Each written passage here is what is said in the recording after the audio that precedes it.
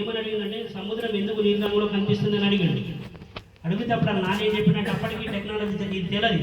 అరే ఆకాశం నీలి రంగులో ఉన్నది కాబట్టి సముద్రం కూడా నీలి రంగులో ఉంటుందని అంతకుముందు శాస్త్రవేత్తలు కూడా అదే నమ్ముతుంది. కానీ ఆయన ఆ సమాధానం నచ్చలేదు.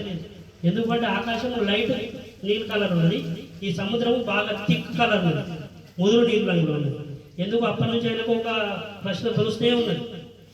ఆఖరికి మధ్యధరా సముద్రంలో ఇంగ్లాండ్ నుంచి వచ్చేటప్పుడు బాగా రోజుల ప్రయాణం ఉంటుంది కదా, ఆ ప్రయాణంలో మధ్యధర సముద్రంలో చూసినప్పుడు కూడా నీలి రంగులో థిక్ నీళ్ళ కలర్ కనిపిస్తుంది. అప్పుడు దాని మీద పరిశోధనలు చేసి ఆ పరిశోధనలు మళ్ళీ వచ్చి మనం బంగాళాఖాతంలో టెస్ట్ చేసి అక్కడ ఇక్కడ తేడా ఏమున్నది ప్రూవ్ అయింది. దానికి వెనుక నోబెల్ బహుమతి వచ్చింది. అది యాక్చువల్గా సైన్స్ అంటే ప్రయోగాల ద్వారా చేస్తేనే మనకు అర్థమైంది. మామూలుగా సార్లు చెప్తాము, లెక్చర్ మెథడ్ ఉంటుంది, ప్రయోగ పద్ధతి ఉంటుంది. మామూలు లెక్చర్గా చెప్పిందానికంటే ఒక ప్రయోగం ద్వారా చెప్తే అది ఎఫెక్టివ్ ఉంటుంది.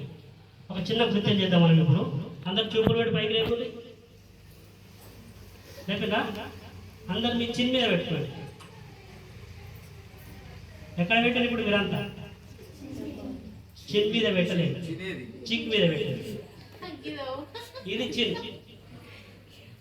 అంటే ఏదైనా చూసి చేస్తేనే మనకు బాగా అట్రాక్ట్ అవుతాం. మనకు విన్నది కొంతవరకే మనకు అర్థమవుతుంది, ప్రయోగ పద్ధతి ద్వారా చేస్తే మనకు చాలా అర్థమవుతుంది అనేది చిన్న ఒక కృత్యము. Thank you.